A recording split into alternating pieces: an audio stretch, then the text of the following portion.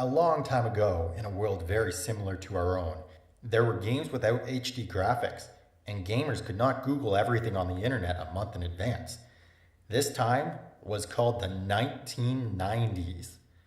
Nintendo had just launched the new Super Nintendo Entertainment System, and with it came a golden age of JRPGs. They had games like Chrono Trigger, Secret of Mana, Earthbound, and of course the Final Fantasy series. Squaresoft, now Square Enix, was the king of the JRPG genre, pumping out hit after hit. But then the 2000s hit, and JRPGs fell out of favor for a more 3D platforming genre. The JRPG genre was thought to be all but dead, replaced by first-person shooters and jump-scare horror games by 2010. There were a few exceptions, but not many. Tokyo Game Factory and Square Enix decided to rewind the clock a bit and work on a new 1990s-style JRPG. Thus, I Am Setsuna was born. Our story begins on a snow-covered island, which swarms with monsters. The people of the land choose a sacrifice who is to lead a journey to the Last Lands. The sacrifice is killed at the Last Lands, this supposedly keeping the monsters of the land at bay. You are placed in the role of a ruthless mercenary named Ender. He is enlisted to assassinate the sacrifice. Upon arrival at the village, Ender meets Setsuna, a kind young girl who everyone in the village loves. She is also the chosen sacrifice. Okay, hold on a sec. Let me get this right.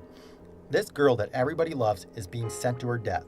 But before she can nobly sacrifice herself in some crazy attempt to bring safety and peace to the world, we're supposed to kill her. I don't know what dystopic mess of a world this is, but I don't want to kill this little girl. Upon meeting Setsuna, she convinces you to join her pilgrimage to the Last Lands. Seeing as if she kills herself, technically you fulfill your mission, so you agree. So even better than killing a little girl, you're helping her march her way to her own death. My god, that's a start to a story. Unfortunately, after that start, it felt like the story did not get flushed out quite the way I expected it to in a Square Enix title. The story feels like a bunch of little plot points that happen but never quite come together. I just got the feeling that if you remove any one or two of the plot points, the main story would just go on fine. The characters each have a unique story and reason they're going on the journey, but you don't get much detail into it. You get Setsuna as a kind, loving girl who wants to bring peace to the world, but you don't get a ton of development between her and the characters other than maybe Ender at times. Don't take that as the story is bad, it's not. It's just kinda left me wanting more. After reaching the Last Lands, the party reunites in front of the Time Judge, creator of Eternia. It is revealed upon arrival that the sacrifice passes their magical energy to the Time Judge so that they can rewind time and keep Dark Samsara, I don't even know how to say that, a giant evil mass of energy from destroying the world. However, after testing the group's resolve, the Time Judge decides that Setsuna might be able to beat the dark energy. After finishing off the dark energy, you learn that it was just a young boy who possessed immeasurable magical power. After a bit of time travel, Setsuna fuses with the young boy in an effort to show him love and compassion. She then asks Ender to kill her, leaving you with one last decision. I Am Setsuna is an old-school RPG where you travel around in a party of 3. Traveling the world comes in 2 parts. The first part is the overworld, which takes place when traveling from location to location. The overworld feels very barren and you don't have any enemy encounters at all. Really all you do is find some items that are flashing dots on the screen. You can't get lost at all in the overworld because there are very few places to explore. The other part is the villages and dungeons. The villages are small and don't have much activity, but it does add a bit of scarceness to the world. Items, weapons, and sprite knights can all basically be bought within a few steps of each other. Dungeons are very straightforward with no real puzzle elements in them. It's more of a fight your way through to the end of the boss kind of deal. All enemies in the game are present. In the dungeons, coming in close proximity to them will start a fight. The fighting in the game is an active time system. Every character has a wait time before they can attack. There are a number of various elements that go into battle. The first one is momentum. When your attack bar is full, your special gauge begins to charge. When that one is full, you can now use momentum with an attack to give different effects, such as increased attack and health replenishment. Characters are also equipped with talismans, which give you certain special abilities to add onto your character along with a certain amount of sprite knight slots. Sprite Knights are equipable items to enhance your character. You can have Support Sprite Knight, Command Sprite Knight, and all Sprite Knight slots. They can give you passive abilities, attacks, healing spells, all the usual RPG elements. You trade in materials you find on your journey to create different sprites for each character.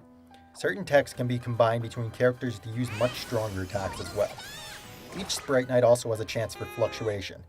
Every time you use a tech, you have a chance for a flux to happen, which can permanently boost that tech up to a maximum of 10 times. Despite the attack bar, the combat is fairly fast-paced, and with all the different combinations and Sprite Knight usage, there is a fair bit of depth with each fight. Though just like all RPGs, at some point you will be jamming the attack button to get through weaker enemies. A gripe I do have with the game is the shops. This is 100% human error, but the first screen you were on when you go to sell materials is your items list. So in a haste to sell all the materials, I accidentally started selling all my potions. I know it's stupid, but I don't know, just make the Sprite Knights the first one.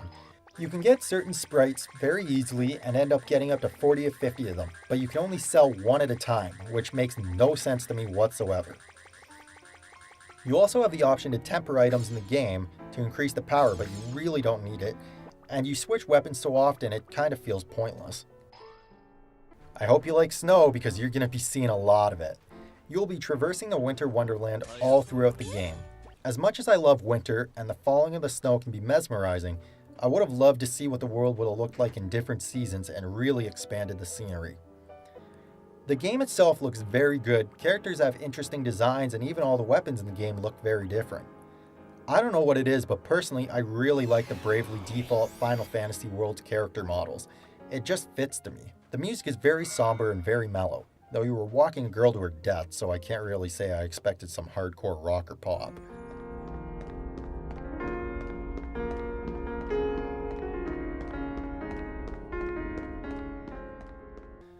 The game in terms of RPGs is not super long, about 15 to 20 hours I'd say. There are a few side quests that you can do which expand on characters slightly, but none of them are required to beat the game.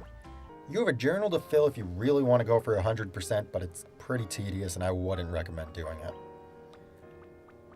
I Am Setsuna is a nice throwback to the old RPG days, but it seems to be missing the charm that the classic games had.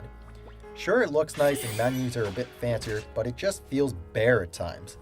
If you are an RPG nut like me, it's probably disappointing in some areas, but for a casual gamer who does not want to sink 50 plus hours into a game, this is definitely worth a shot.